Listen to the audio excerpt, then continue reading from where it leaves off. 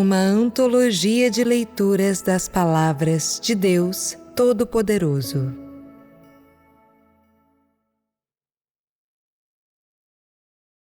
A obra de Deus, o caráter de Deus e o próprio Deus 3.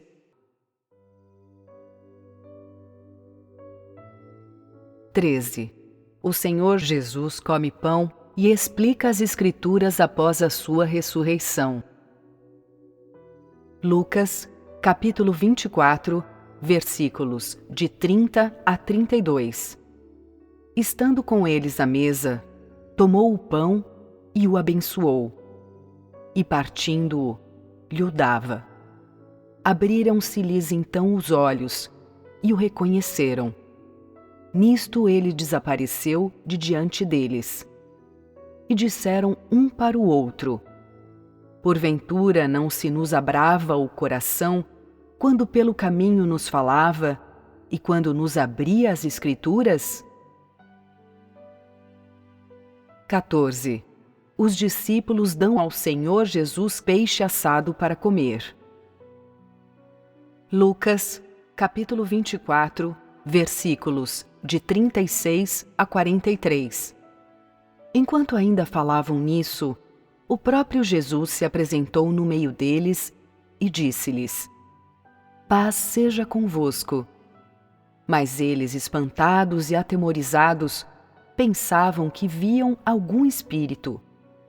Ele, porém, lhes disse: Por que estáis perturbados? E por que surgem dúvidas em vossos corações? Olhai as minhas mãos e os meus pés, que sou eu mesmo. Apalpai-me e vede.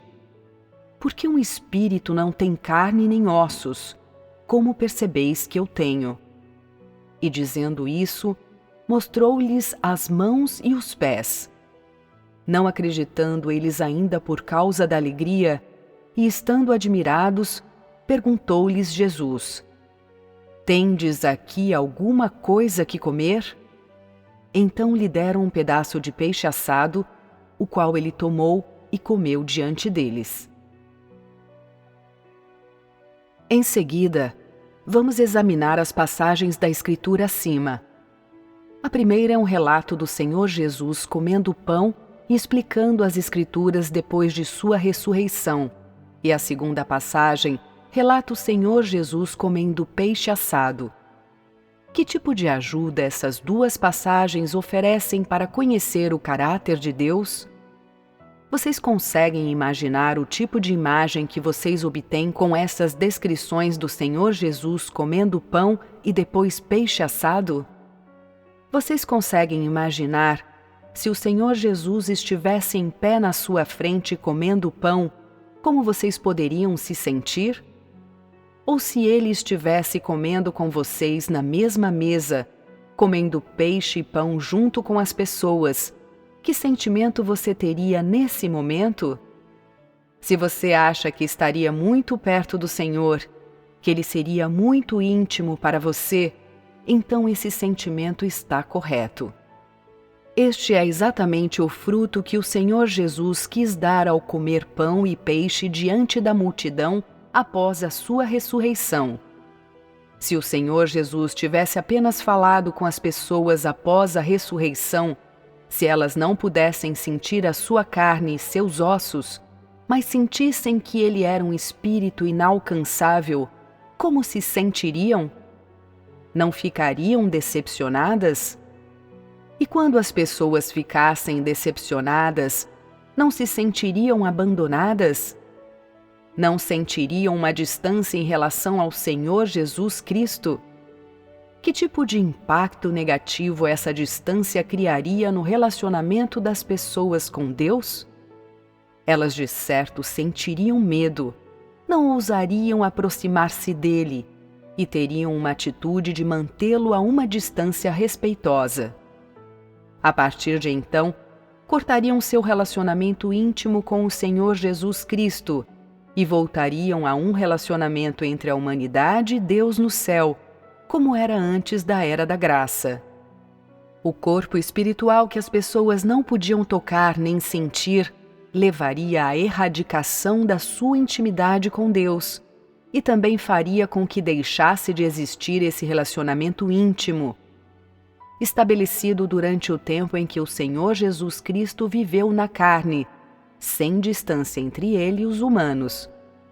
Os sentimentos das pessoas em relação ao corpo espiritual são apenas medo, distanciamento e um olhar sem palavras.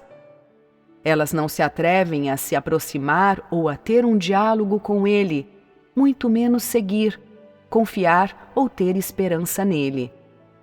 Deus relutava em ver esse tipo de sentimento que os humanos tinham para com ele. Ele não queria ver pessoas o evitando ou se afastando dele. Só queria que as pessoas o compreendessem, se aproximassem e fossem a sua família. Se a sua própria família, seus filhos vissem você, mas não reconhecessem e não ousassem se aproximar, mas sempre o evitassem, se você não conseguisse ganhar a compreensão deles por tudo que você já fez por eles, como você se sentiria? Não seria doloroso? Você não ficaria de coração partido? É exatamente o que Deus sente quando as pessoas o evitam. Assim, após a ressurreição, o Senhor Jesus ainda apareceu às pessoas em sua forma de carne e osso e comeu e bebeu com elas. Deus vê as pessoas como sua família e também quer que a humanidade o veja assim. Só assim Deus pode realmente obter as pessoas, e estas podem realmente amar e adorar a Deus. Será que vocês conseguem agora entender a minha intenção ao escolher essas duas passagens da Escritura, onde o Senhor Jesus come pão e explica as Escrituras, e os discípulos lhe dão peixe assado para comer depois de sua ressurreição? Pode-se dizer que as coisas que o Senhor Jesus disse e fez depois de sua ressurreição foram bem pensadas e feitas com boas intenções. Estavam repletas da bondade e afeição que Deus tem para com a humanidade e plenas da apreciação e cuidado meticuloso que ele tinha pelo relacionamento íntimo que ele havia estabelecido para com a humanidade durante o tempo em que viveu na carne. Ainda mais, estavam repletas da saudade e da esperança que ele tinha pela vida de comer e viver com seus seguidores, durante o tempo em que viveu na carne. Assim, Deus não queria que as pessoas sentissem uma distância entre Deus e o homem, nem queria que a humanidade se distanciasse de Deus.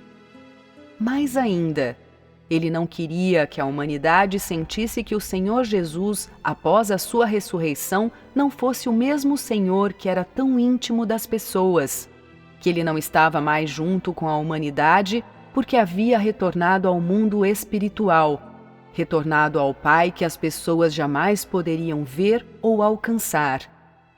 Ele não queria que as pessoas sentissem que havia alguma diferença de posição entre ele e a humanidade. Quando Deus vê pessoas que querem segui-lo, mas o mantêm a uma distância respeitosa, seu coração sente dor, pois isso significa que o coração delas está muito distante dele. Significa que será muito difícil para ele ganhar seu coração.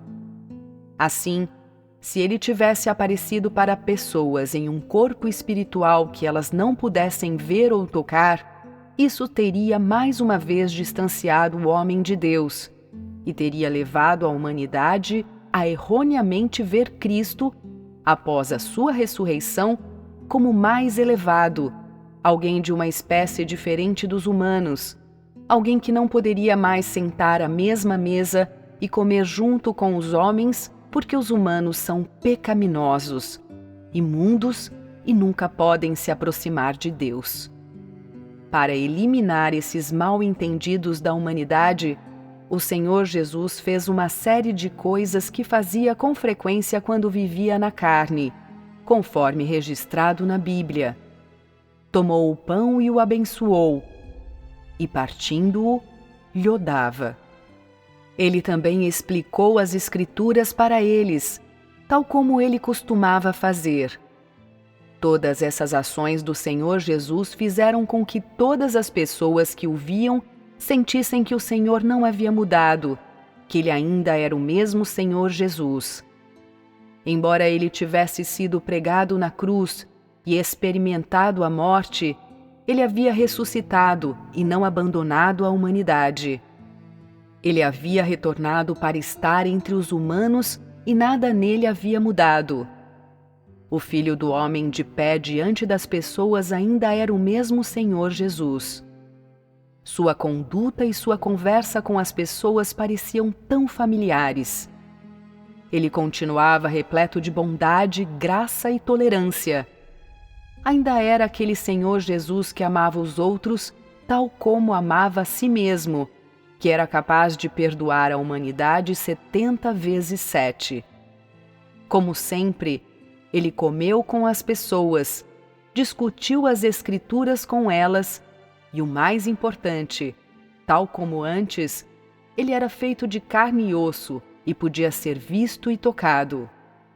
Dessa maneira, o Filho do Homem permitiu que as pessoas sentissem essa intimidade, se sentissem à vontade e sentissem a alegria de recuperar algo que havia sido perdido, e também se sentissem à vontade o suficiente para que corajosa e confiantemente começassem a admirar e depender desse Filho do Homem que era capaz de perdoar os pecados da humanidade. Elas também começaram a orar ao nome do Senhor Jesus sem hesitações, a orar para obter sua graça, sua bênção, e obter dele paz e alegria, obter dele cuidado e proteção, e começaram a realizar curas e expulsar demônios em nome do Senhor Jesus. Durante o tempo em que o Senhor Jesus operou na carne, a maioria dos seus seguidores não podia confirmar a sua identidade e as coisas que ele dizia. Quando ele foi levantado na cruz, a atitude de seus seguidores foi de expectativa. Quando ele foi pregado na cruz até o momento em que foi colocado na sepultura, a atitude das pessoas para com ele foi de desapontamento. Durante esse tempo, as pessoas já haviam começado a passar em seu coração da dúvida para a negação das coisas que o Senhor Jesus havia dito durante o tempo em que viveu na carne. E quando ele saiu da sepultura e apareceu às pessoas, uma a uma, a maioria das pessoas que o viram com seus próprios olhos ou ouviram as notícias de sua ressurreição, aos poucos passaram da negação para o ceticismo. Quando o Senhor Jesus fez Tomé colocar a mão no lado do seu peito, no momento em que o Senhor Jesus partiu o pão e comeu em frente à multidão após a ressurreição, e depois comeu o peixe assado na frente deles, só então eles verdadeiramente aceitaram o fato de que o Senhor Jesus é o Cristo na carne. Vocês poderiam dizer que era como se esse corpo espiritual de carne e osso, diante daquelas pessoas, estivesse despertando cada um deles de um sonho.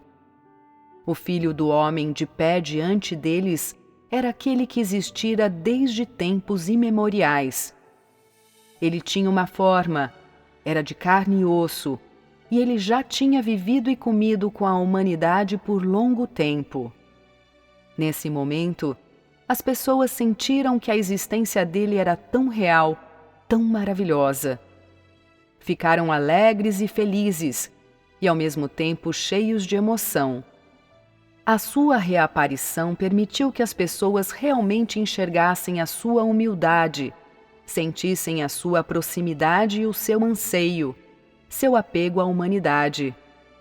Essa breve reunião fez com que as pessoas que viram o Senhor Jesus sentissem como se houvesse passado toda uma vida. O coração delas, perdido, confuso, amedrontado, ansioso, desejoso e entorpecido, encontrou conforto. Não estavam mais duvidosos nem desapontados, pois sentiam que agora havia esperança e algo em que confiar. O Filho do Homem de pé diante deles estaria por trás deles por toda a eternidade, Ele seria a sua torre forte, seu refúgio para todos os tempos. Embora o Senhor Jesus tivesse ressuscitado, seu coração e sua obra não haviam deixado a humanidade.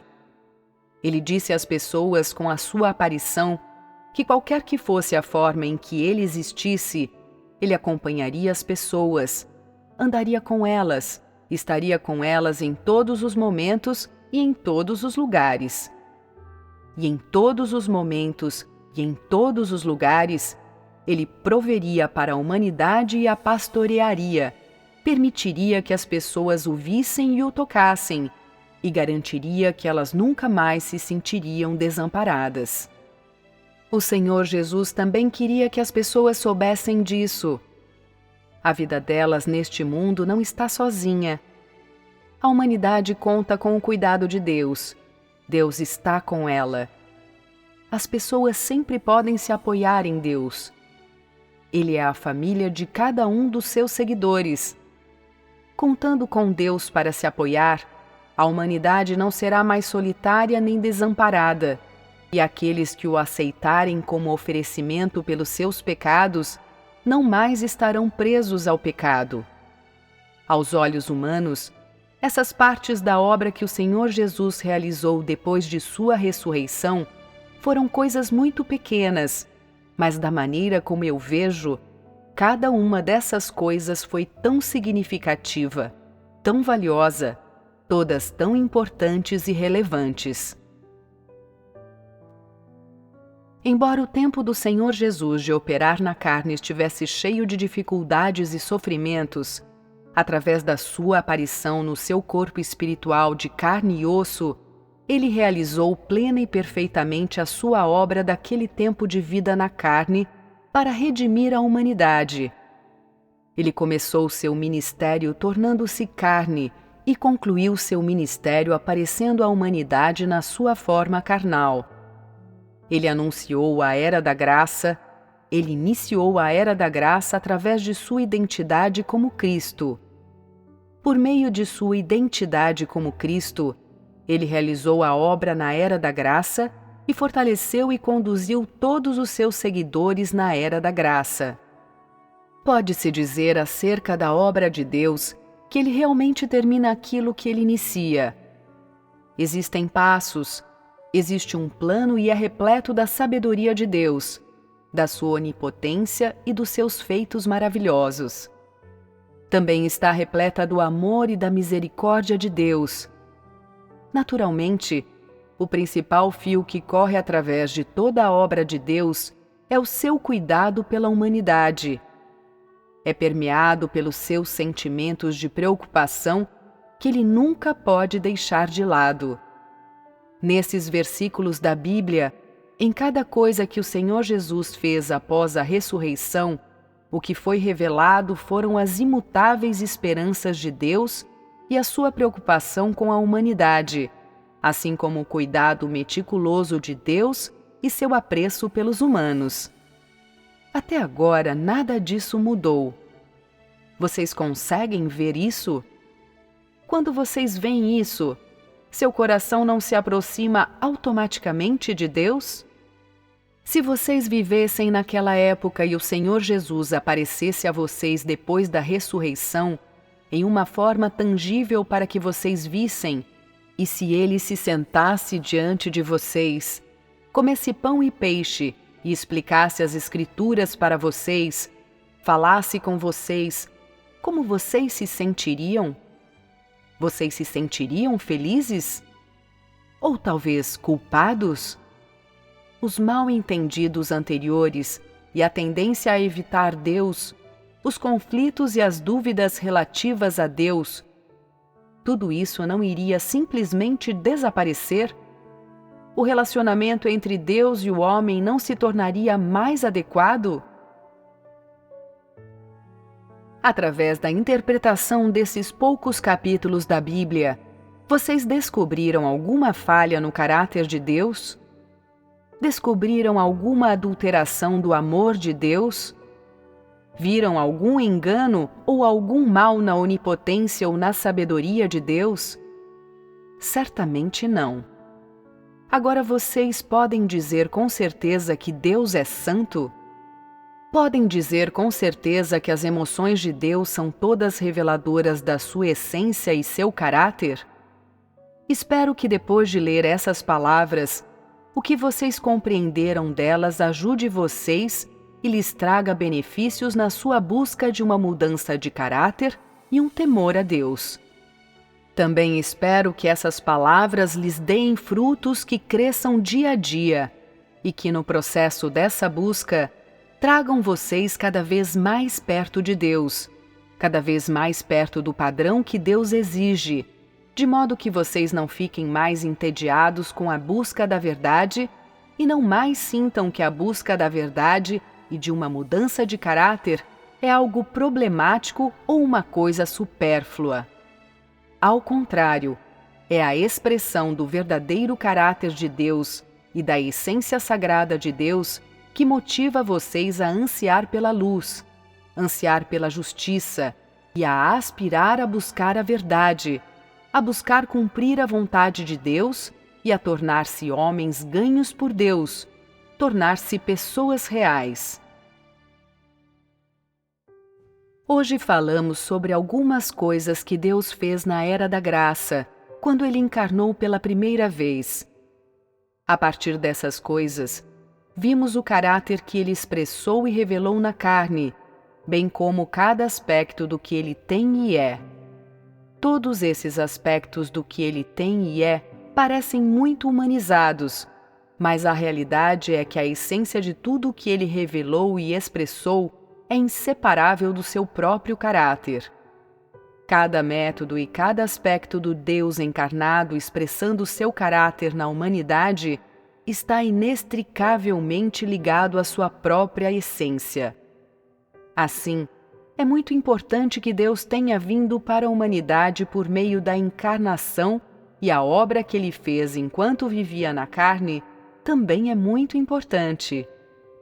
E o caráter que Ele revelou e a vontade que Ele expressou são ainda mais importantes para cada pessoa que vive na carne, para cada pessoa que vive na corrupção. Isso é algo que vocês conseguem entender? Depois de compreender o caráter de Deus e o que Ele tem e é, vocês já tiraram alguma conclusão sobre como devem tratar a Deus? Em resposta a essa pergunta, em conclusão, eu gostaria de lhes dar 3 admoestações. Primeira, não ponha Deus à prova.